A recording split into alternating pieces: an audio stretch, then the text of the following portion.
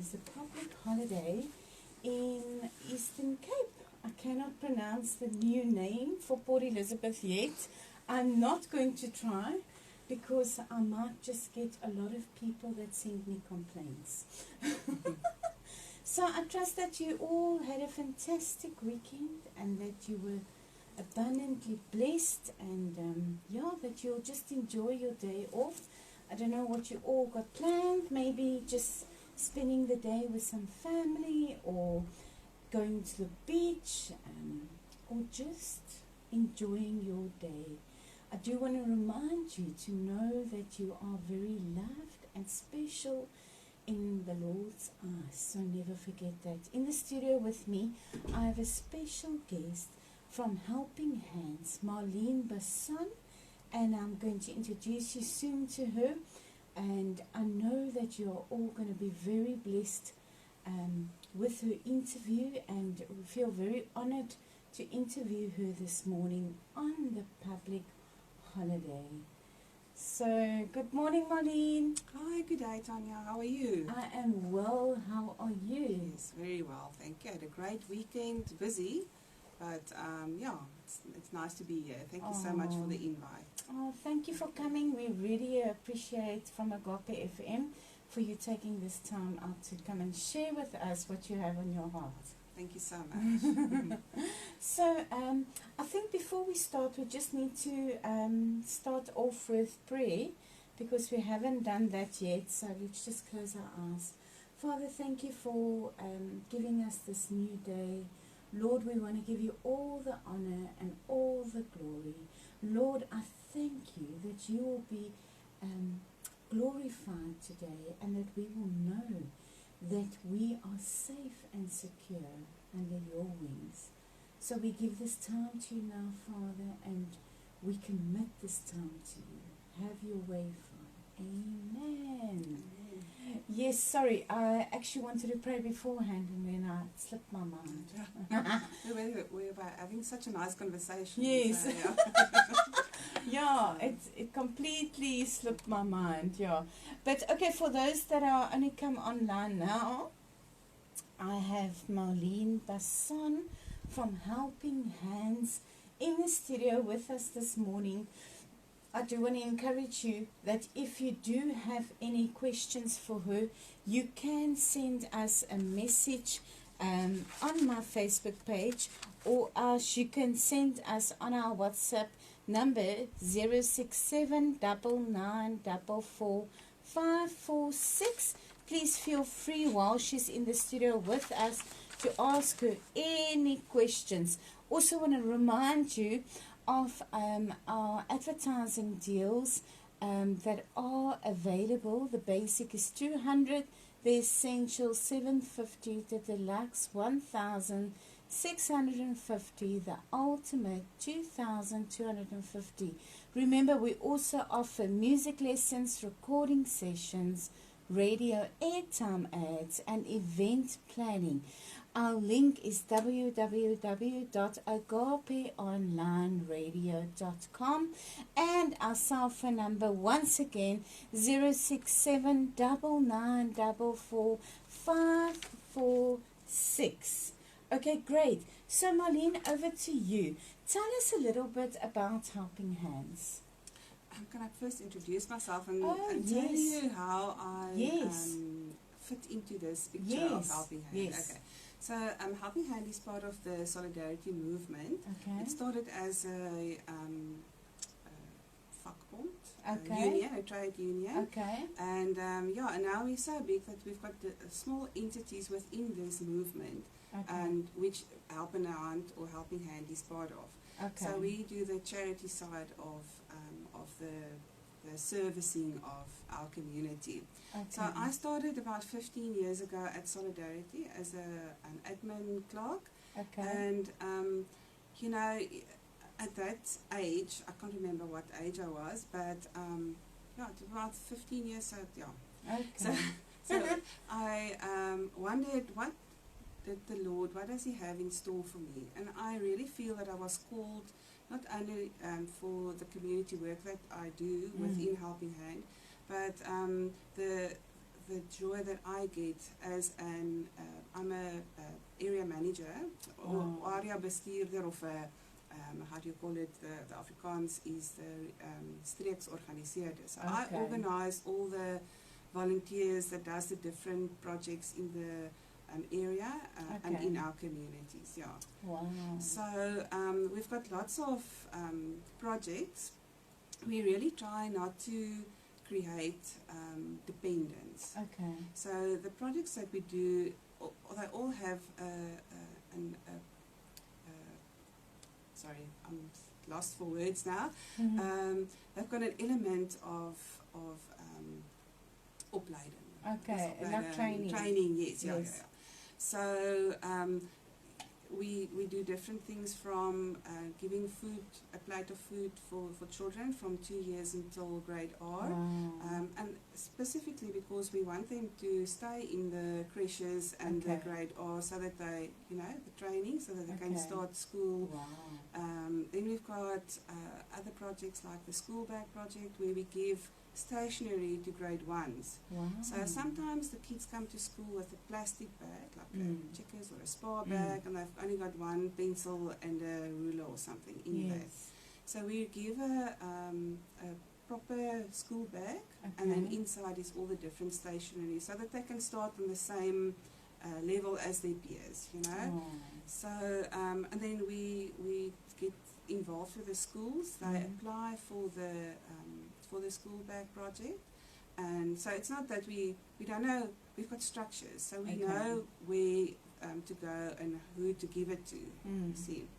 Then we've got other projects. I'm going now on the lifespan of a child. So that's good. From creche until grade 1, and then we've got different local type of projects that we do. In Natal, for example, I've got my area is in the Eastern Cape and KwaZulu-Natal South, from Durban down to the Eastern Cape. So in Natal especially, there's lots of children that don't have stationery from grade 1 until grade 7. Yes. So we work with the schools and the community, and we ensemble in. Okay, anyway. So you collect all the things, from the community, and then we also work with the schools, and they've got like book packets, and we give money towards that, so that they can at least get their whatever they need to do their work and their homework and whatever. And then we've got Help Heta. That is a very nice project. The Help Heta is where we provide sanitary wear to girls from when they start, probably grade 6 or so, until matric. Navorsing. Oh my word, people, we can't think of the words. I'm sorry, they say that about research shows that about 52 days per year that the girls stay out of school because they don't have access to the sanitary wear. So, and again, that training element towards this project is to keep the girls in school. Yes. So that is why we give sanitary towels to girls. And then we also do, we ask the community to give us soap and toothpaste and toothbrushes, waslappies and all those sort of things. So, and we are still busy with the Help Heta project, where we are giving it to the schools in PE. If I remember correctly now, I think it's 830 girls in the Eastern Cape we're giving sanitary towels to. So that's a lot. Yes. We at Helping Hand and our head office try to do the project once a term. But then the rest of the time, we don't only need it once a term. But so the rest of the time, we ask the community to get involved and donate sanitary towels or soap or toothbrushes or whatever. We recently gave to Dr. Viljoen school. That is where our first handing over took place. And then we also gave some towels to Vista Ris. So they also applied with us, and we gave it to them. but for the next week or two, we're gonna give out the goods to the schools. Wow. Yeah. There's a huge need. Yes, no, definitely. Yeah, all over. Yeah. So do you have a soup kitchen? You were saying that you feed the children sometimes. Yeah, we don't have a soup kitchen. We rather support soup kitchens. Okay. So we try not to, and I don't say that all soup kitchens create dependence, but we are trying to not only give the food, but something else as well. So we look holistically at the family and try and help them to help themselves. Okay. So the food, how the Gqeberha project works, is the schools also apply with us, and then we give them, if they are approved, and obviously funding is also a big concern for us. Yes. We don't always have enough money to give to everyone. So we give the gift cards to the schools, and with their bread project or the soup kitchen at the school, they can buy the food and give it to the children. Wow. Yeah. But the money is not always enough. No. I mean, food is expensive, yes. And one of the other projects that we also do, that's also part of the Gqeberha or the lunchbox project, is now I don't know that in English. It's fine. It's Help Jag. So I don't think you can translate it. Yeah. So Help Jag, that project is where we ask hunters if they go hunting, they can shoot, if they can shoot an extra springbok or a kudu or whatever, to donate that to us, and then we give the meat to the schools. That's part of this project, so that the kids have a balanced meal, protein and veggies and that's the sort of things. Yeah, because meat is very expensive. Very expensive, So we've been doing very well this last year, even though it was lockdown. When the hunting season opened, there was a couple of guys that gave us meat, so we could. Because the schools was closed also, and the little ones didn't go to school every day, we had to adjust our project. So we rather send the meat and the food to the families at their houses. But now that they're back at school, it's going to be, we try and get the food to the kids at the school, so that they can be at school and learn. Okay. Sure. Okay. So I don't know if I can talk more, because there's lots of projects. Speak about as much as you want to, because we have lots of time. Great. Thank you, Tanya. Appreciate it. Then when you go to high school, I'm on my lifespan again now. So when we go to high school, the Gqeberha project still carries on and right through to matric. Then we've also got here locally in the Eastern Cape, we've got lots of children that live on the farms, and they need to go to the hostel, or they need to, for example, in Jeffreys Bay, the only public high school is in Humansdorp. So they need to travel. So we try and pay bus fare or the kids have to go to the quite a hospital. distance. Yes, and it's quite expensive. So you can understand, people lose their jobs, or especially now in COVID time. So they lost their job, or they working short time. They can't, pay everything for their children. Yes. So while on that subject, we've got like I said, we're very structured, and we've got processes. So you just can't knock on the door or phone me. You can phone me anytime, but we've got an assessment process. So we get the details of the family, of the child. We've got social workers that work with us. We've got about, I think it's 20 now. We're growing so fast that I lose track of how many social workers we've got. But we've got about 20 nationwide. And then 3 in my region. So I've got 2 in Natal, and I've got 1 here in the Eastern Cape.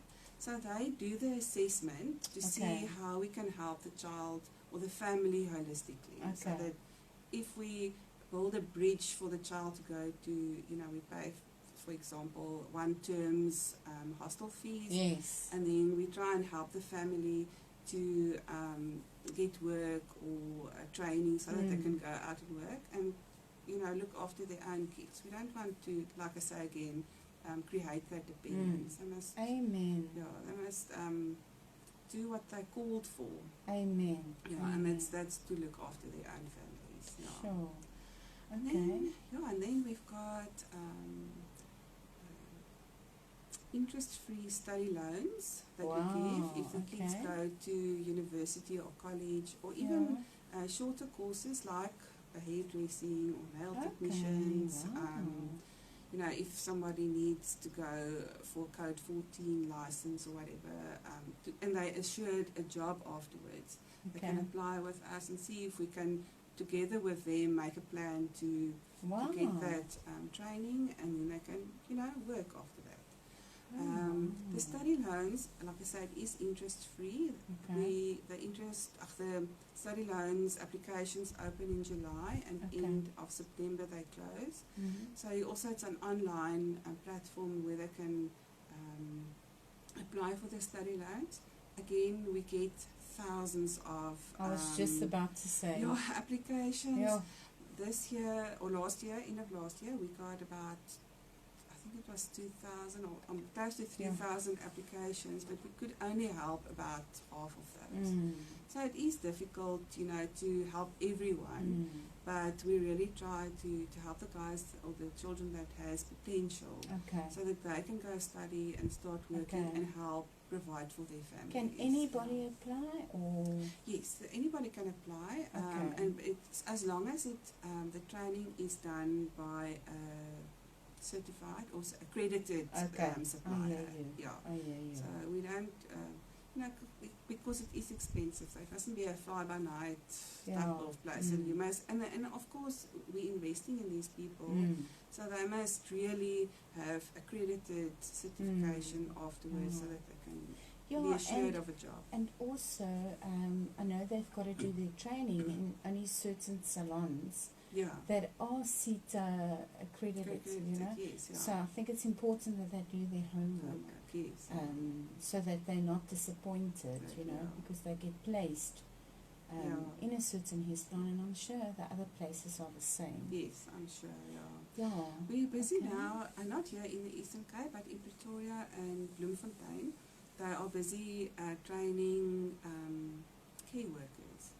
So at the old age homes, they've got a training sessions there, so that the people applied, the young people obviously, and they applied to do this training, and we are busy now. I think they're in the second week of training, so, and then most probably they'll stay on with the old age home and be a carer. So so I just want to say that the thread through all our projects is training. So, but then of course you can't train older people, not anymore, but you can make their life better. So we've got upliftment projects for the elderly. We've got projects for people with disabilities. We recently started a volunteer-driven branch for people with hearing disability. And what is so nice about that is that the first project that they did is to help our social workers learn sign language. So they're busy with that training, so that we can, the whole community, the whole spectrum of community that we are trying to serve. That is awesome. And then we've got, like I say, we've got lots of little projects within these areas. For example, with the elderly, we do now I don't know that English word as well. Fine. It's a brainold project. So it's like knitting project. Yes. So we try to get donations of wool. We give it to the elderly. And then they knit blocks for us, and we make blankets or beanies and scarves. Yes. And then we give it to the guys in need, the needy people. That is amazing. So if anybody wants to donate wool or Yes, or material or whatever.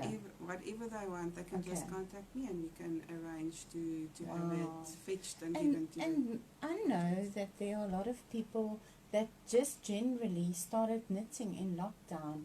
So maybe they can even knit and donate the blocks to you people. Yes, that would be great. Yeah. Because, I know my mom, I must tell her, she likes to knit and she's also made many blankets. So I must tell her. Yeah. Oh, that would be great. Yeah. So even if you don't, if you just give the blocks, we can get someone to make a blanket from that. Yeah. We've got a nice project in Utenhage. I just wanted to mention, if you don't mind. Please go ahead. Because you're saying now that we, they knitted because it was lockdown and you couldn't go anywhere. Yes. We've got this one lady she's a volunteer with our branch there. Okay. And she couldn't crochet.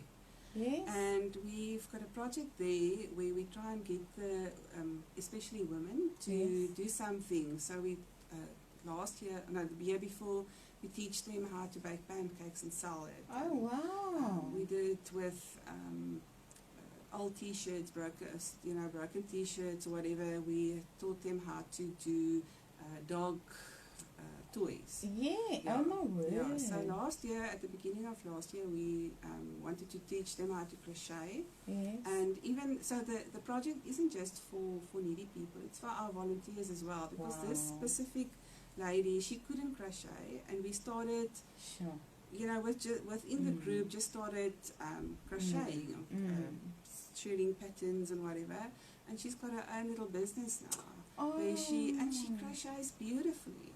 With this T-shirt yarn, and she makes monkeys and yes, so I'm very proud of her.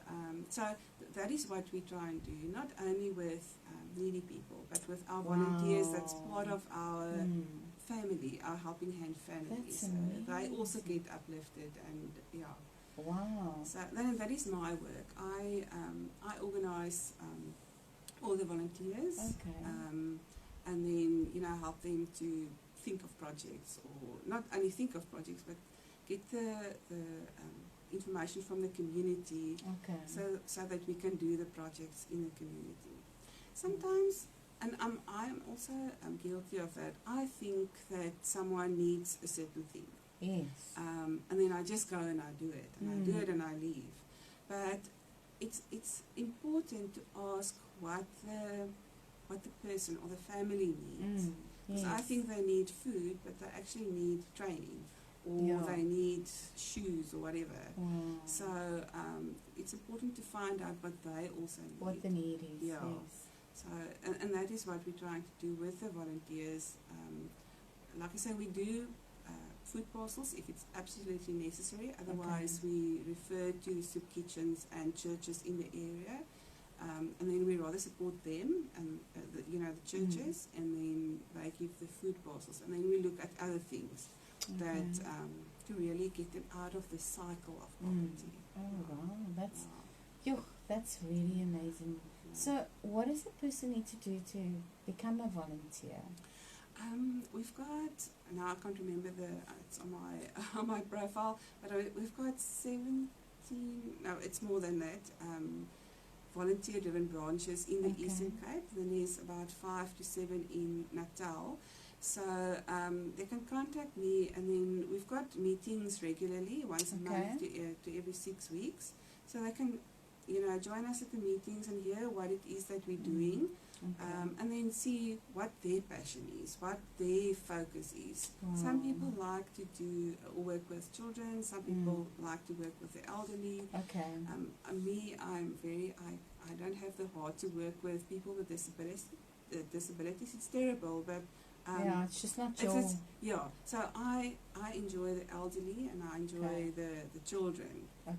But we do, somebody, has a passion for people with disabilities, and we try to get those people involved, because we can't do everything, but someone can do something, and it's better than doing nothing.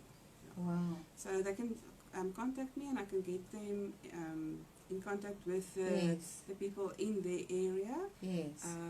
And then also, there's other types of ways to get involved with Helping Hand as well. You can donate clothes, you can donate what is Neville's now? Furniture. We've got Ons Winkels. It's a charity shop. It's called Ons Winkel. Okay. And we take in donations there and we sell it to the public so that we can use that money to fund the projects. Okay. Like all the projects that I talked about. You know, it's funded through the people that support us by paying per debit order, but mostly it comes out of our shops. It's like a charity shop. So that is how they can get involved. Wow. But I'll give you my email address and my cell phone number. Okay. Can I say you can go for it. Okay, my email address is Marlene, that's Marlene, at helpendehunt.co.za. Okay. And my cell number is 083 501 3166.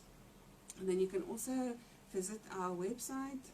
It's just helpendehunt.co.za. We've got an app as well. I forgot about the app. Oh, wow. Yeah, so we've got a Help in a Hunt app that you can download from your app store, and you can read all about the projects there.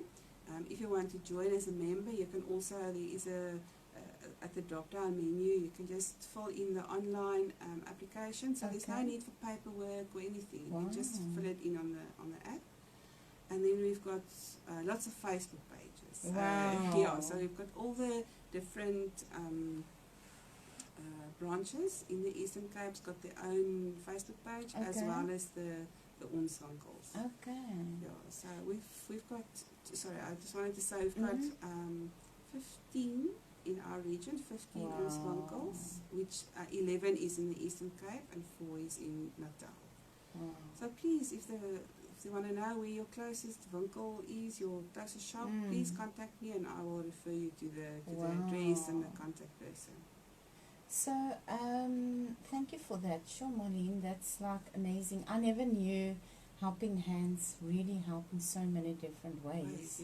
And I think it's important that the community knows about, the need out there. Exactly. I've heard so many of my clients have retired, and then they said, they just want to volunteer somewhere. So I know a few of my clients that I'm going to contact and say, hey, and contact me. Yeah, because that's what they want to do.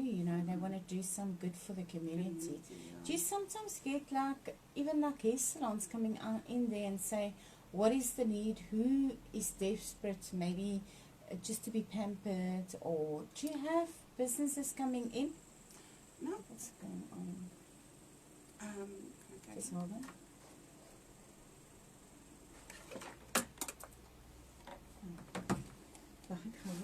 Good morning, you changes.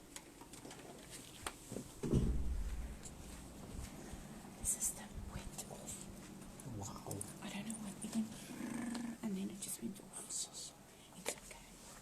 Do you want to stop there? Sorry.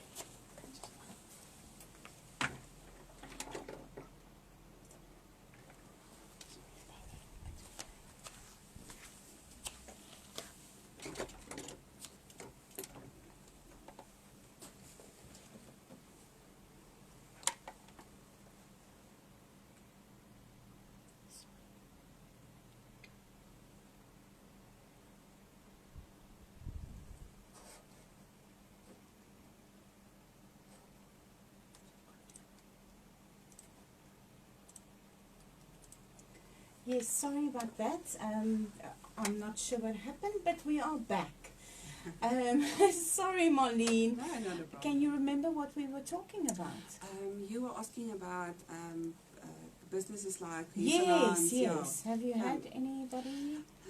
We normally we approach people, and they, obviously there is some people that are interested in working with us. So there is a couple of hair salons and Chemists? pharmacies, pharmacies that they contacted us, and then they take in the donations, like for the Helpeta, the sanitary towels, and then we've got projects. we're not very big on it, but Okay. we started last year or the year before. Now I also don't know the English word for that, but it's droomrokke. It's like dream dresses. Dream dresses, Yeah. yes.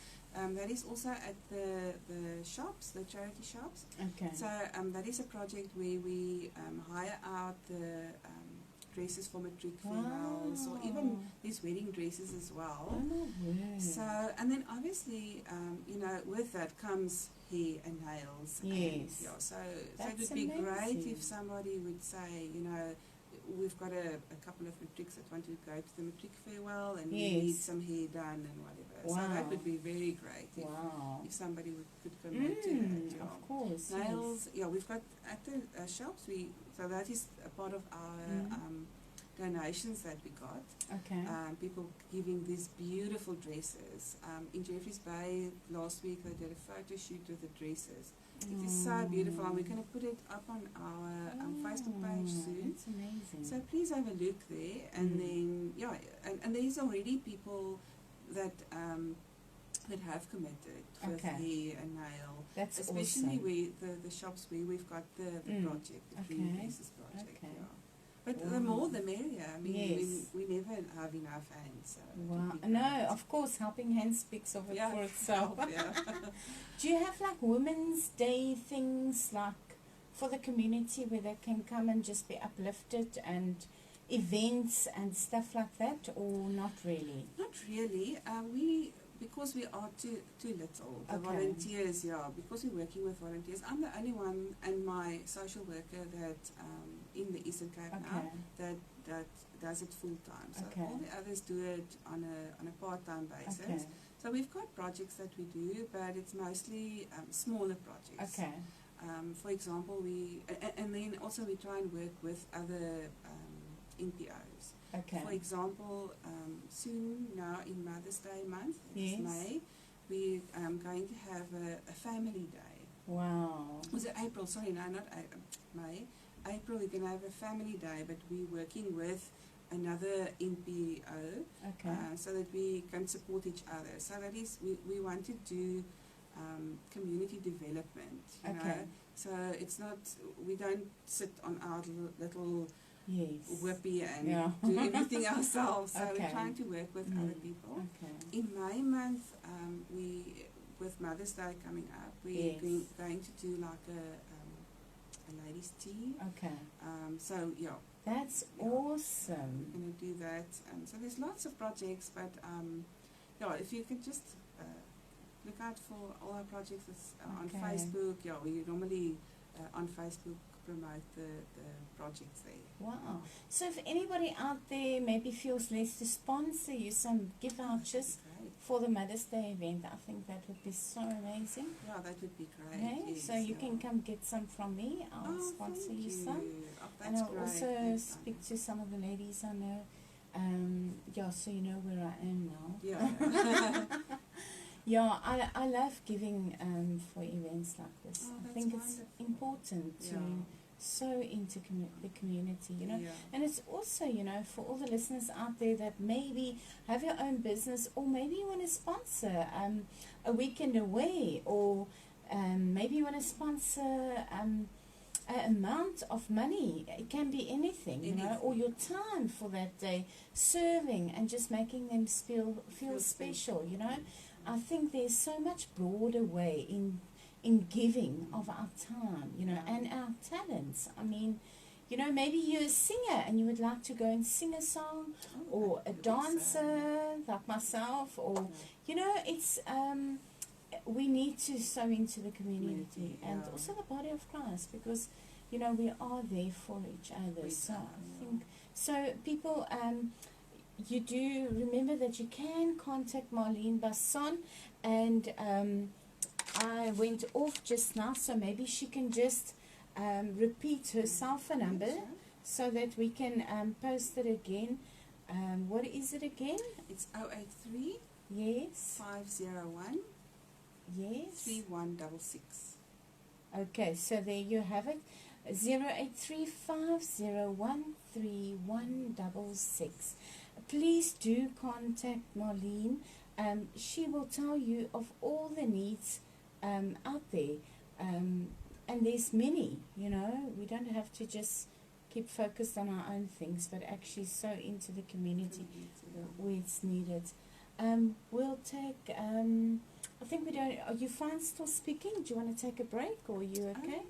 We can take a break. Let's take a short break, yeah, okay. just to give you some time just to recover.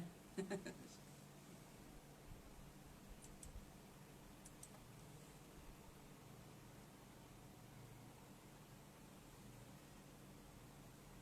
not sure what happened, but we are back.